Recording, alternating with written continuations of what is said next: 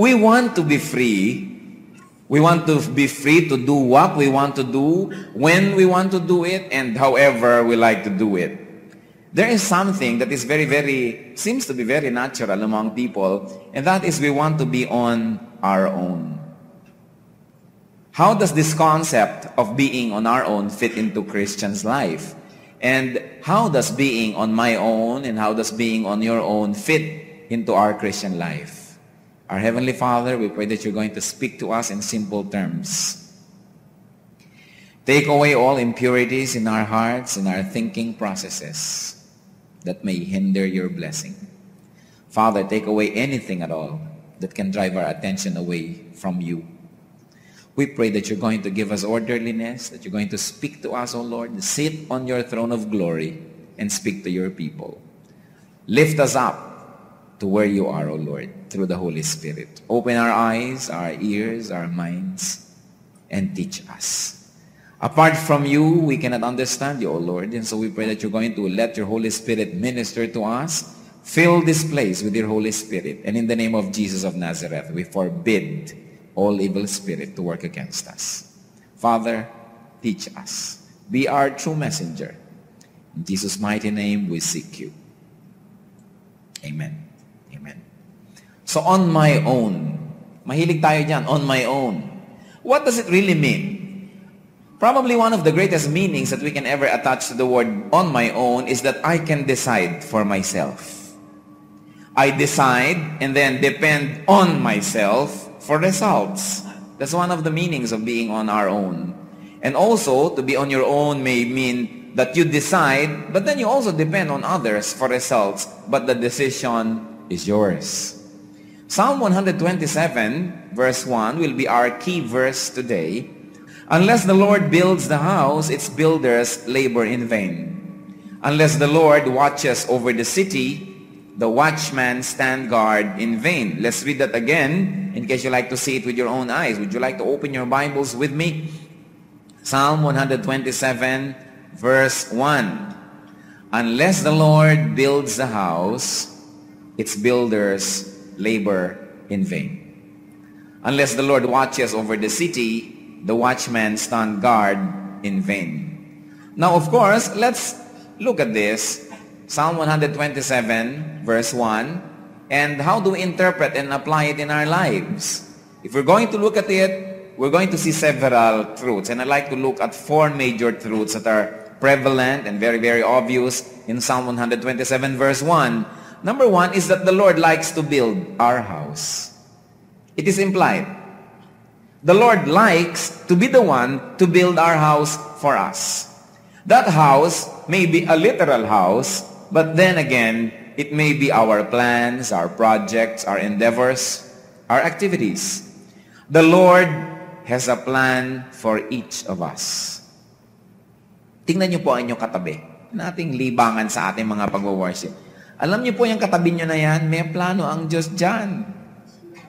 Hindi yan na-ignore ni Lord. Hindi yan na kulangan ng pansin ni Lord. In fact, lahat po tayo may personal attention ni Lord, kaya wala po tayong fingerprint na magkamukha. Isipin niyo sa dinami-rami ng tao sa balat ng lupa ay walang mga magkakamukhang fingerprint.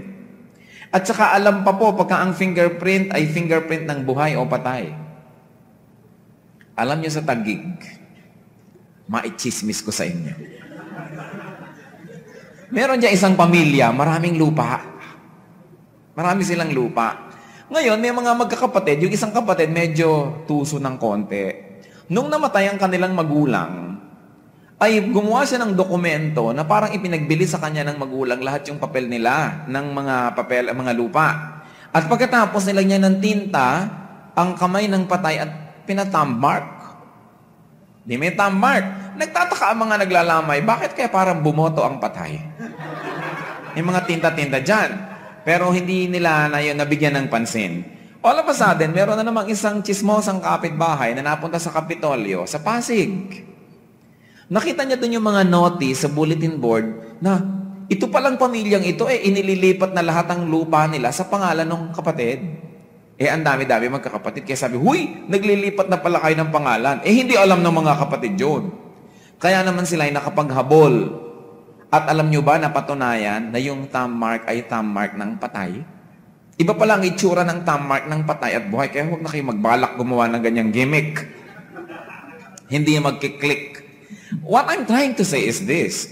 Kahit ang dami-dami natin, individual ang tingin sa atin ng Diyos. Hindi yung dose-dosena, lima-lima, pares-pares. Individual. And of course, there are so many proofs of that. And one is that the Lord never failed to give us very, very unique thumbprints and fingerprints. Hindi ba kayo nagtataka na ang kilay lang naman ay talagang ganun lang, pero bakit iba-iba pa rin ang kilay? Ang dami-daming variations ng kilay. O nagtinginan tuloy ng mga kilay. Na-conscious tuloy yung mga babaeng walang kilay. O, iba-iba ang mga itsura natin. The Lord has a very personal plan for each one of us. And so therefore, the Lord has a very personal plan for you. Jeremiah 29:11, the Lord says, "For I know the plans that I have for you, declares the Lord, plans to prosper you and not to harm you, plans to give you hope and a future." In other words, there's a plan for you. Kung kayo kapatid ngayon, nasa isang estado na parang, ano kaya ang buhay ko? Ba't pa kaya ako nabubuhay? Ano pang katuturan nito? May plano ang Diyos para sa atin. The Lord has in fact predestined us to become what we should be. Noon pa man, hindi pa tayo pinanganganak, ginawa na niya tayo ng isang magandang plano kung ano dapat ang mangyari sa atin. Kaya sabi sa Romans 8:29, "For those God foreknew, He also predestined to be conformed to the likeness of His Son, that He might be firstborn among many brothers." In other words, brother or sister, the Lord has a plan for each of us. And also, as we look at Psalm 127 verse 1, we can see that no human work outside of God's will succeed. Walang gawain na labag sa kalooban ng Panginoon na magtatagumpay. Sabi ng Proverbs 3:5-7, "Trust in the Lord with all your heart and lean not on your own understanding. In all your ways acknowledge Him and He will make your path straight. Do not be wise in your own eyes. Fear the Lord and shun evil." Pero may magsasabi siguro sa atin, bakit naman yung mga kilala ko, mali ang ginagawa, successful, yumaman, umasenso, sumikat. Hindi pa po tapos ang buhay para masabi niyong successful ngayon. At kahit pa nakamatayan pa niya yung parang success, hindi pa tapos ang panahon, meron pang pagbabayad doon. Huwag tayong padadaya sa nakikita lang ng ating mata. Akala natin kung mayaman yung tao, maraming damit, maraming kabuhayan, successful na nga ang kanyang ginawang mali. Sapagkat hindi pa tapos ang buhay, at maski makamatayan niya yon, nandun ang Panginoon, isang hukom. So no human work outside of God's will succeed. And there's a third truth that I like to see in Psalm 127 verse 1. The Lord likes to watch over our city, whatever that city is. Siguro ay ating kabuhayan, ang ating kaligayahan, ang ating well-being. The Lord would like to watch over that. The Lord would like to be the guardian of our resources, of our well-being, of our goodness. And there's a fourth truth that is very important there. There is no real security outside of God's protection. Kaya sabi niya, kahit pabantayan ninyo ang city walls, kung hindi si Lord ang magbabantay, baliwala rin. Masasalisihan din tayo ng masama o kaya ma-overpower tayo ng masama. Why is there no real security outside of God's protection? 1 Peter 5:8 gives us a glimpse why. Your enemy, the devil, prowls around like a roaring lion seeking someone to devour. Ang ating kaaway na si Satanas ay parang layon, naghihintay lang ng tiyempo para tumalon at tayo ay kanyang silain. So these are 4 great reasons to rely on God. God has a plan for us, of course. God would like to build our house. God is the key to success, and outside of God's will, we will not succeed. And the Lord would like to watch over our city. There is no real security outside of God's protection. Now, what is our trouble today? What is our trouble? Why Psalm 127 verse 1 cannot be very real in our lives? The real trouble is on my ownism. Umuso na yung mga ism. Ang dami-dami mga isms na umuso na in the last 100 years. Maski noong mga turn of the century sa Europe, umuso yung mga impressionism, pointillism, Dadaism, humanities. Natatandaan niyo ba yung mga yan? Di ba yung mga ism? Kaya umuso rin yung communism, impressionism, classicism, neoclassicism, ang dami-dami na. At ang dinadagdag natin dyan, on my ownism. Siguro 100 years from now, kung may mundo pa, isa-celebrate naman nila ang centennial nito. On my ownism. What do we mean on my ownism? And what's the trouble with it? We plan, and these are the phases of on my ownism. I like to challenge you to look at your life and see if there is a trace of on my ownism there in that life. And one thing that is very prevalent among people that have this philosophy on my ownism, we plan and move without seeking God's will. Do you plan and move without seeking God's will? What do we mean? Pumipili ng mga kurso na pag-aaralan, mga trabahong papasukin, pumipili ng love interest, gumagawa ng mga major decisions, pati mga decision sa ministry sa church, gumagawa ng mga decision without prayer. Or without enough prayer. Without enough reflection, without receiving godly counsel, and without a Spirit's confirmation.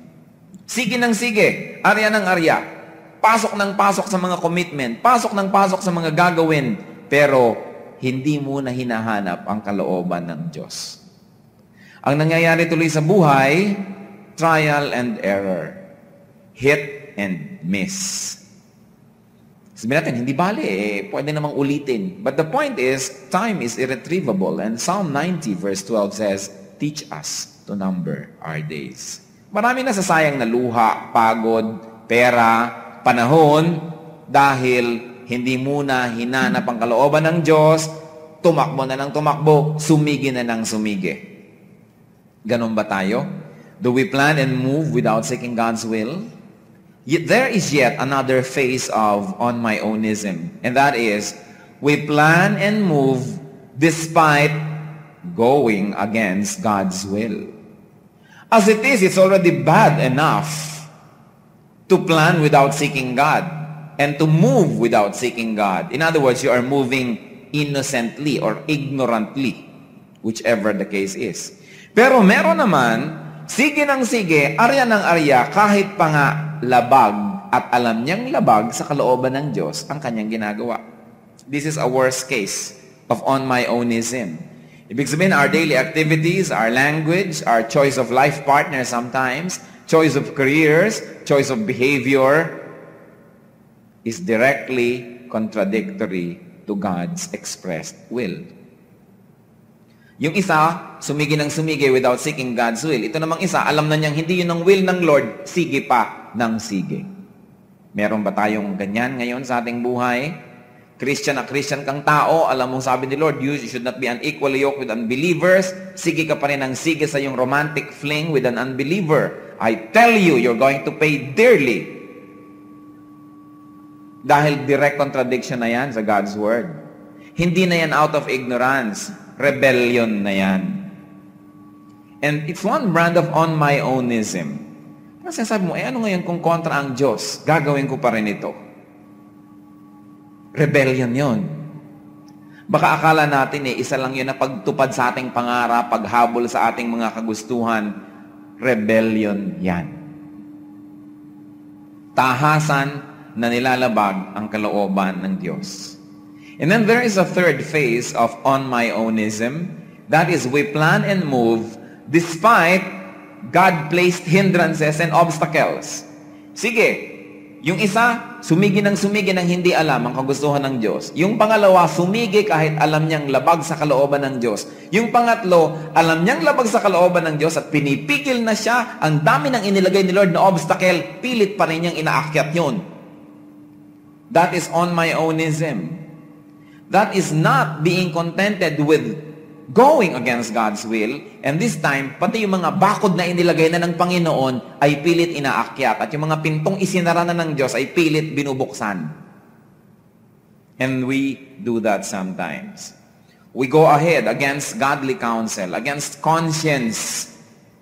Kaya sabi sa Bible, many people by ignoring their conscience have made shipwreck of their faith. Sinasabi na ng konsyensya, mali, pero sige pa rin. You know, the Lord uses our conscience to stop us.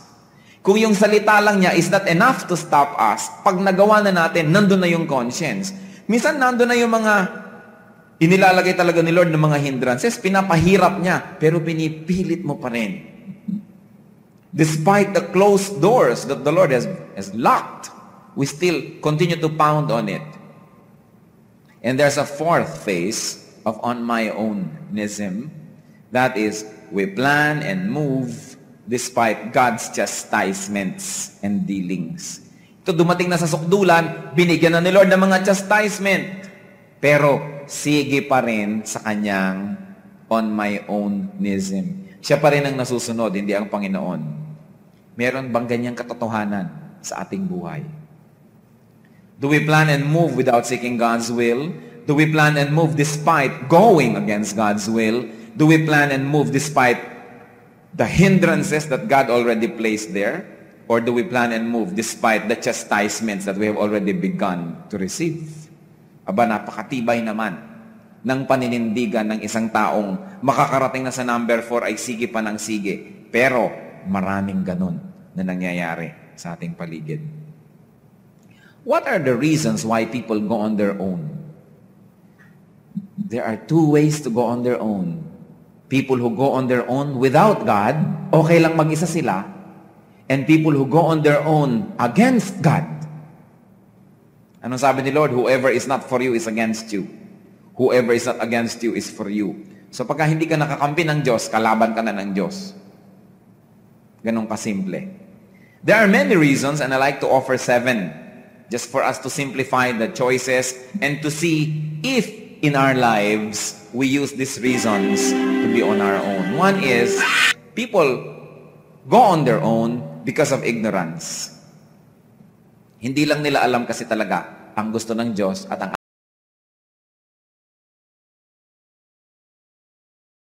ayaw. Hindi nila alam ang kalooban ng Panginoon, kaya they are on their own. Sabi ng Hosea 4 verse 6, my people are destroyed for lack of knowledge. And remember, ignorance is not an excuse. Hindi ko ignorant ka at hindi mo alam yung law ni Lord, exempted ka na sa consequence nun. Parang sa batas, no? Hindi mo alam na bawal palang tumawid doon, hindi excuse yun, huhulihin ka pa rin. Ignorance of the law is not an excuse. So many people go on their own out of ignorance. Then there are people who go on their own because of their desires and needs. Kahit hindi approve ang Diyos, kahit hindi kasama ang Diyos, sige pa rin dahil sa desire. Para tuloy sinasabi mo, Lord, lalabas na muna ako sa iyong bakuran at susundin ko muna ang aking desire. Ganun ang ginagawa natin. We go out of God's protective fence. Then expose ourselves to the elements outside. Ganun ang nangyayari. Dahil sa pagsunod lang sa desire na tinatawag ng Bible na lust of the flesh. Many people go on their own because of lust of the flesh. And there are some yet that go on their own because of the lust of the eyes. Because of what they want. Meron silang mga nagugustuhan, mga nakikita, gusto nilang makamit. And so therefore, they break the rules, go against God's will para makuha yun. So we get out of God's protective area just to be able to get what we want. Kasi may tinitingnan tayo doon sa labas na parang maganda, na bakit ba wala dito sa area na kung saan tayo pinapabayaan ni Lord mag-operate. Parang si Eve, no? Kutakot ang mga puno doon sa Eden. Eh, bakit yung kaisa-isang pinagbawal yung pinagtripan? Siguro, lagi siya nagpupunta doon. Tingin siya ng tingin, titig siya ng titig. Uuwi siya, mamaya tititig na naman siya doon, pupunta na naman siya doon, nakahalata tuloy yung ahas. Sabi niya, huy, balik ka nga dito. Diba? O kaya nagkaroon ng communication dahil lapit siya ng lapit. Bakit ba kasi ang tinititigan natin ay yung hindi dapat? Sabi nga nung kanta, the other man's grass is always greener. The sun shines brighter on the other side. At kung kayo'y nagdi-disagree dyan sa katotohanan na yan, subukan ninyong kumain sa restaurant at umorder ng gusto nyo. Ba't pag dumating yung order ng katabing mesa, mukhang mas masarap? Diba? Parang, ba't pa hindi yun ang na-order ko?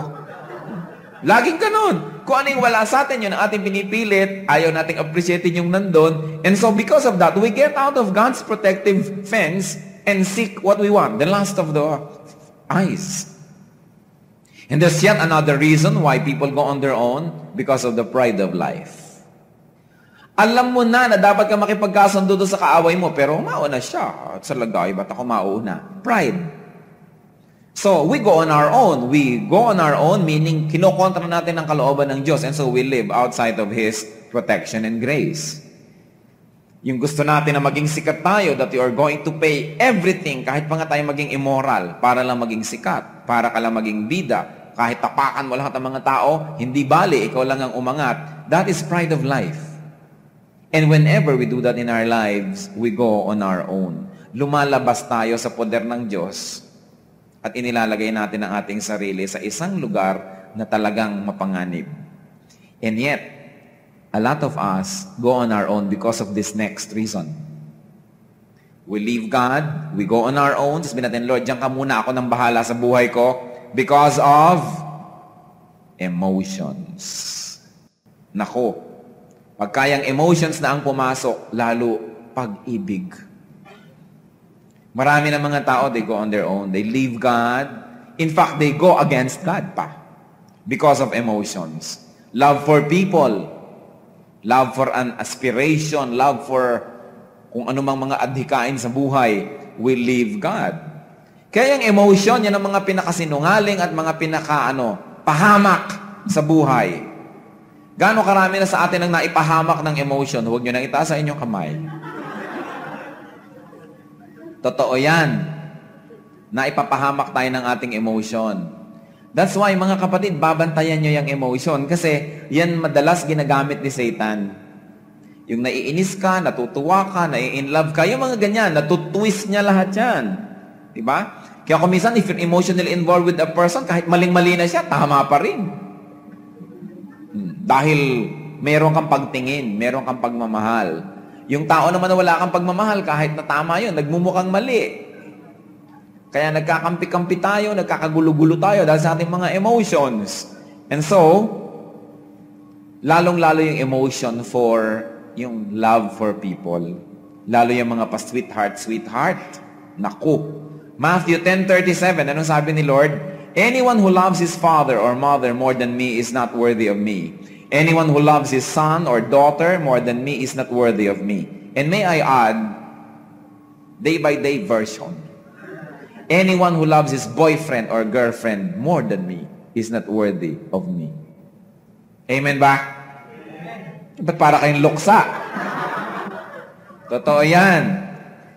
Anyone who loves his wife or her husband more than the Lord is not worthy of the Lord. Kaya, hindi naman sinasabi ni Lord, huwag tayong magmahal. Pero ang point niya, sabi niya, huwag kayong maglalagay ng anyone na ahead of me. Why? Dahil ba because the Lord is so blindly jealous? No. Because if the Lord is our number one, He will put all our life in order. Pag inilagay mo siyang number 2, naglagay ka na ibang number 1, guguluhin ng number 1 na yun ang iyong buhay. Kahit pa nga mahal ka rin niya. Kahit pa siya well-meaning. Kasi may selfishness siya eh. Di ba? Kung sasabihin niyan, mahal kita, subukan mong lagi kang late sa usapan, pagagalitan ka. Mahal kita, pero pag hindi mo naalala ang tawagan, hindi mo naalala pag birthday, hindi ka na rin niya mahal. It's a lie. It's only God who loves us unconditionally. Yung kahit na hindi mo siya minamahal, mahal ka pa rin niya. Kaya nga sabi natin, the Lord's love is a stubborn love. Ang kulit. Di ba? Kung minsan ikaw na ngayong tumatalikod, hinahabol ka pa rin, hinahanap ka pa. Ikaw na mismo yung tumatanggi, pinakakapilit-pilit pa rin niya. Pero yung tao, sabi niya, mahal ka niya, subukan mong i-ignore niya na isang taon, hindi ka na rin yan mahal. Kung makakatagal siya na isang taon. And so, huwag tayong magpapadaya. Huwag tayong maglalagay ng tao, any person ahead of God in our lives. Emotion is a great deceiver. And yet, there's another reason why people go on their own. Yung iba naman ito, ang dahilan. Because of wrong impressions that God is ever patient. Mabait naman ang Diyos. Lalong-lalo yung mga gumagawa ng mali on their own, they live on their own, tapos parang hindi naman napalo. In fact, parang sumaya pa nga, umasenso pa, gumanda pa ang nangyari, nawiwili. But that is wrong because Proverbs 29 verse 1 says, a man who remains stiff-necked after many rebukes will suddenly be destroyed without remedy. So do not be deceived. Huwag nating sabihin na patient ng Diyos, mabait ang Diyos. Sa bait nga ng Diyos, kaya niya tayo gugulpihin. Kaya niya tayo dudurugin at hindi ka na makakabangon pa. Bakit? Sapagkat pag bumabangon tayo, gumagawa lang tayong mali. Mas mababutihin pa ng Diyos na makita tayong nadurog. And so therefore, there are people who go on their own because of a wrong impression that God is ever patient. Mga kapatid, kung meron tayong mga kasama dito, they go on their own, lumalabag sa gusto ng Diyos, gumagawa ng mali, at hindi napapalo, huwag kayong mawili. Baka akala ninyo, lusot na yan. The Bible always, of course, I'm always quoting from Scripture that says, be sure that your sin will find you out. Whatever a man sows, he shall reap.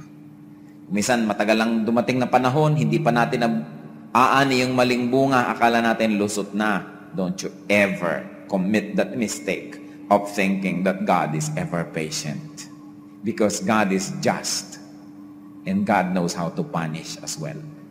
So Proverbs 29 verse 1, a man who remains stiff-necked after many rebukes will suddenly be destroyed. What are the main results of on my ownism? Ano mga nagiging main results sa buhay niyan? Unang-una, we miss God's protection and blessing. Then, failure become a permanent fixture of our life. And of course, that is accompanied by frustration. Then pain and sorrow and destruction become close friends of our lifestyle. And of course, another reason and another result of on my ownism is missed opportunities. Siguro yung mga iba sa atin, kung hindi lang tayo nag-on my own, matagal na tayo nagtagumpay sa buhay. Baka mamaya meron ditong dapat naging napakayaman, binless the Lord ng mayaman na isip. O kaya mayaman na kabuhayan. Pero ganyan pa rin ang buhay niya dahil he or she is living on his own. Samantala pala kung sakaling sumabmit siya kay Lord, marami nang nangyari sa buhay niya. So pag nakikita natin yung buhay natin, the same pa rin. We don't know, we could have missed a great thing na dapat dumating sa atin na malaking blessing pero hindi na-release dahil we are living on our own. I won't be long. I cannot overstretch this subject. But I like to ask each one, how independent are you from God? Hindi from your mother, hindi from a foreign power, hindi how independent are you from this and that. But, brother and sister, how independent are you from God? The Lord likes us to be productive, but the Lord does not like us to be independent of Him. Why? Because the Lord likes to fill our needs. And He knows that when we rely on ourselves, there's a great tendency to be wrong. Kaya sabi, rely not on your own insight. Pagka sabi ng Bible ganun, at tingin mo, kahit pa nga pabalik-baliktarin mo, tingin mo mali yung Bible, doubt yourself rather than the Bible. The Lord likes us to be dependent on Him. Not to make us irresponsible people, but because our dependence on Him will teach us all the right values. And our dependence on Him will give us all the right energies to be able to do what we are supposed to be doing. Psalm 62 verses 7 and 8, my salvation and my honor depend on God. He is my mighty rock, my refuge. Trust in Him at all times, O people. Pour out your hearts to Him, for God is our refuge. Napakaganda yung trust in Him at all times. Ano ibig sabihin ng all? Even though there are times when you'd rather trust yourself. Even though there are times when you'd rather doubt God, but trust Him at all times. He is our salvation and we depend on God. Tulad ng binasa natin kanina, bakit tayo maaaring magtiwala sa Panginoon at bakit tayo dapat na sa Kanya sumandal? Jeremiah 29:11. For I know the plans I have for you, declares the Lord. Plans to prosper you and not to harm you. Plans to give you hope and a future. Yung mga taong ginagawa lahat ang gusto nilang gawin, yung mga taong nauubusan na ng magawa, kaya kung ano-ano na mga ginagawa, kaya lalong nagkakamali-mali ang mga ginagawa sa buhay. Hindi totoo na sasaya kayo pag sinunod nyo inyong sarili. Hindi totoo yun.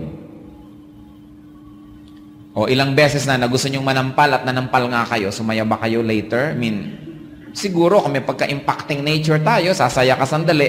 Pero meron yung consequence, mamaya sinaksak ka, mamaya gumawa ng masama sa'yo. Kung may konsyensya ka, magkukonsensya ka rin naman. Hindi totoo na pagka gumawa ka ng gusto mo, sasaya ka eh. Kung minsan gusto mong sumagot sa nanay mo o kaya magsalita ng masakit sa kapatid mo, pinawalan mo yung gusto mong sabihin, sumaya ka ba? Really? Pag sinusunod natin yung gusto natin, a lot of people, a lot of men that go to prostitutes, although after they have done what they like to do, ang dami-daming guilt. Gusto mo nang sipain yung tao at nang mawala na sa iyong harap. Ganon din yung mga nagda-drugs. Sandali-sandali lang yung saya, but then there's an accompanying guilt and of course there's a difficulty. Lahat ng mga sumusunod sa kagustuhan, napapahamak. Hindi naman lahat ng kagustuhan natin ay patungo sa kapahamakan. Pero pag lahat ng kagustuhan mo, sinunod mo, wala talagang mangyayari. Diba? Subukan na lang natin yan. If there's nobody who controls us, there is no force that we respect, there is nobody that can set limits and boundaries to what we do, what will we end up doing? Tingnan nyo ang ginagawa ng napakarami mga kabataan sa Western Hemisphere na wala ng authority ang parents sa kanila. They don't respect any authority at all. Anong ginagawa nila sa buhay nila? Ipinagkakampasan nila sa 4 na sulok ng lansangan. Kaya 25 years old pa lang, mukhang 40 years old na.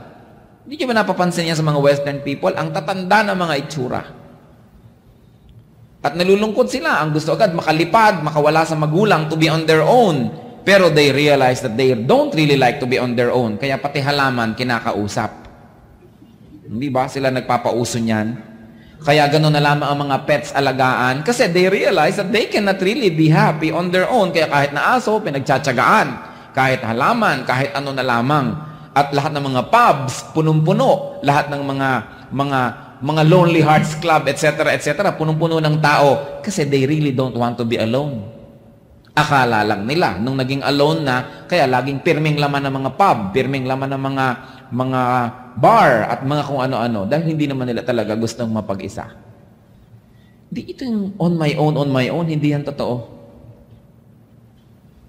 And so therefore, let's look at our lives. What do we do with our lives? It's very important to realize that we should not be on our own. That God should be our constant companion and guide. Because He knows the plans that He has for us. Tayo nga, hindi natin malaman kung anong plano natin sa buhay natin Mabuti pa ang Diyos, alam niya ang plano para sa atin. Kaya dapat siya talaga ang masunod. On my ownism is not to be desired in Christian life. God is our lifeline, and so let us let God into the innermost parts of our being. Psalm 127 verse 1, let me read it again. Unless the Lord builds the house, its builders labor in vain. Unless the Lord watches over the city, the watchmen stand guard in vain. Pag walang blessing ni Lord ang inyong ginagawa, kahit kayo magpagod, kahit ibuhos natin lahat ng ating kakayahan, ng ating katalinuhan, ng ating resources, wala pa ring mangyayari. Brothers and sisters, the same is true with church work. Di ba kayo nakakahalata kung minsan sa church work, pagod na pagod, at dami-daming ginawa, pero walang bunga? Kasi baka naman, ikaw lang ang may kagustuhan na gawin yun, hindi si Lord ang may gusto, and you went on your own. Baka meron tayong gustong project, kahit pa nga mukhang napakagandang project, retreat or camp, pero hindi na natin sinangguni sa Lord, ginawa na natin on our own, sumigi na tayo, magtataka tayo, ba't kaya walang blessing?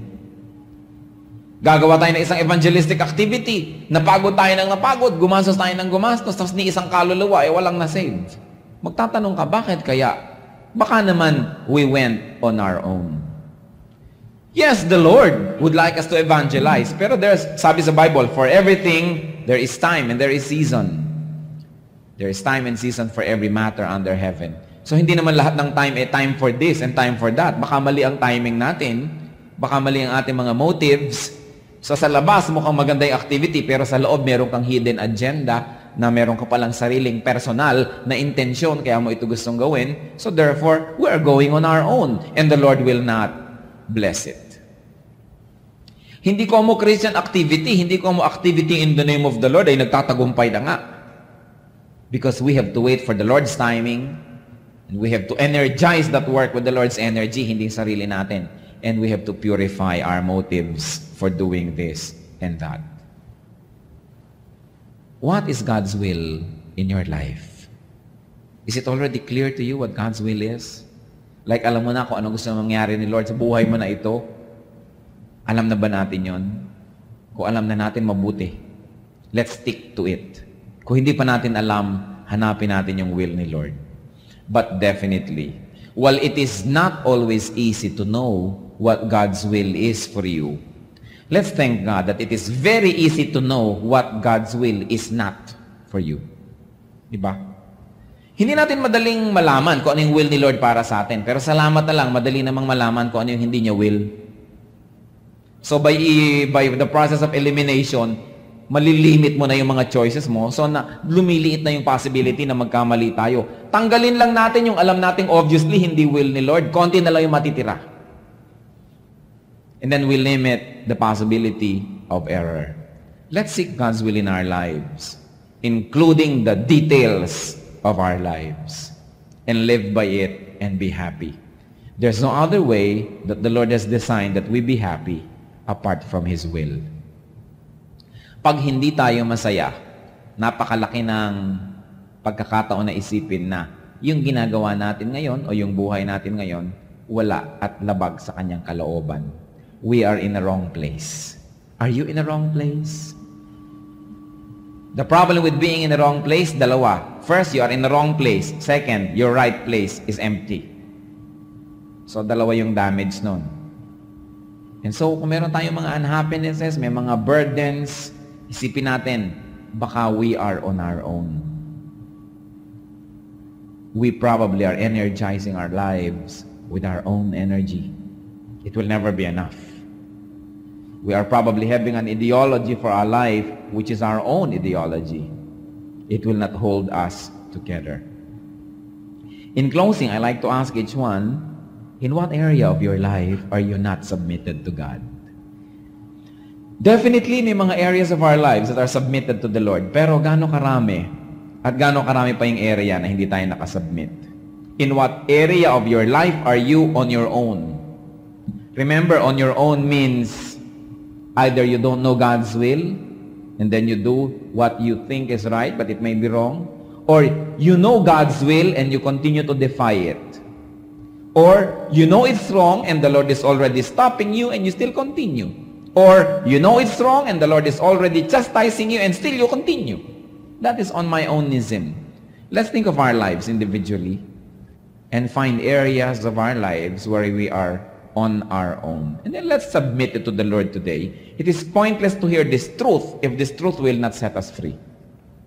And the Lord said, the truth will set you free. Let's think of our lives and identify areas when we are on our own. Let's confess this as sin and then submit it to the Lord. Sabihin natin, Lord, ayoko na maging on my own sa area na to. Gusto kong magka-partner tayo.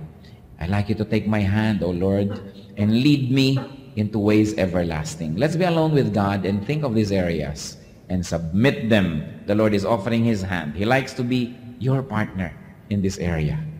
He knows His plans, and these are plans not to make you sad, but plans to prosper you.